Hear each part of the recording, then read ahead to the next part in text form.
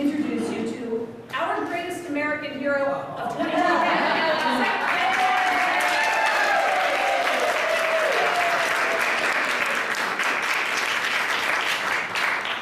Well, to Holly Joseph, first of all, thank you for your energy, your enthusiasm, your leadership. You have to understand that this started because we were together at an event in Montgomery County.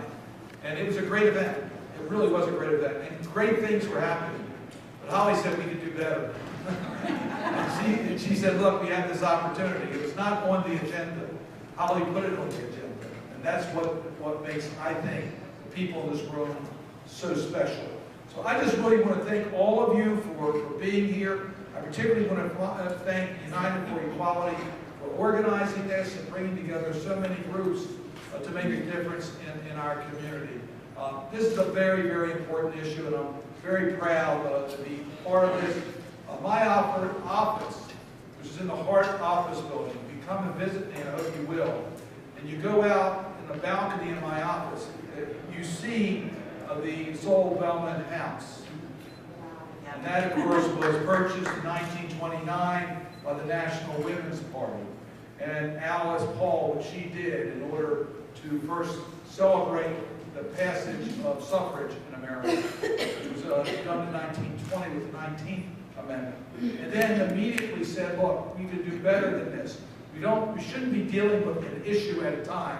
Let's make sure there's a fundamental protection in the Constitution of the United States on equal rights for women. And that's where the movement really started. And to this day, we don't have complete the work. And that's why I'm so proud to be part of this effort. We need to get this done because men and women shall have equal rights throughout the United States in every place subject to its jurisdiction.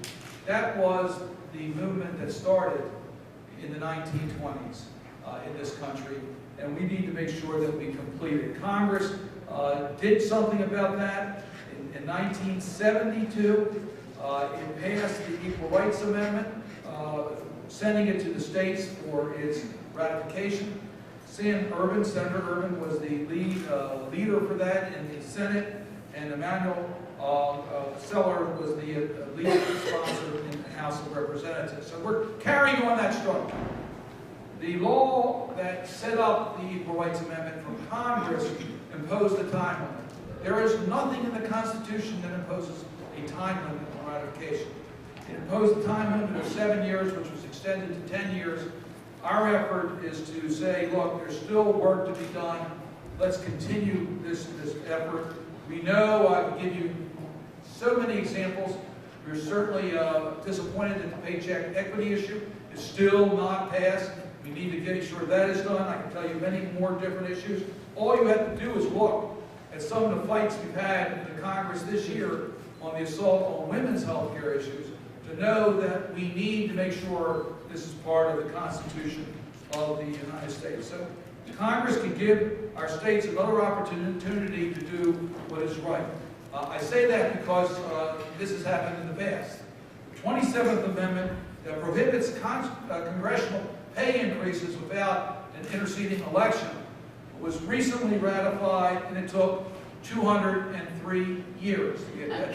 We don't want 203 years. Just give us the opportunity, and we think we can get the rest of the states that we need to ratify this. Let me just quote the need from this from a source that I don't normally quote, and that's Justice Scalia. Let me say what Associate Justice of the Supreme Court of the United States. He spelled out very clearly the need for this constitutional amendment. He said, certainly the Constitution does not require discrimination on the basis of sex. The only issue is whether it protects it. It doesn't. That's a direct quote from Justice Scalia. Almost half the states in this country do have protections in their own state constitution. The state of Maryland, I'm proud to say, has that protection. What my legislation would do is allow us to get the last 3 states. We have 35 states. I was in the state legislature and was proud to be part of Maryland's ratification of the Equal Rights Amendment. We can get 3 more states. Congress needs to give us that opportunity. That's what this effort is about. I want to thank all of the different organizations that are part of this. I have a list. I know the list is growing. I'm not going to read through all the names because you have an important program here, but we are proud of all the different groups and organizations that have come together and say, this is something that we need to do. I want to acknowledge my co-sponsors. This is a growing list. I understand we couldn't get a Republican. We will, because we're going to continue to work this for what this is right for all people in this country. We do have now as co-sponsors Senator Durbin, Senator Gillibrand, Senator Harkin, Senator Menendez, Senator Boxer, Senator Rothenberg, and of course, my colleague and friend, Senator Barbara Mikulski.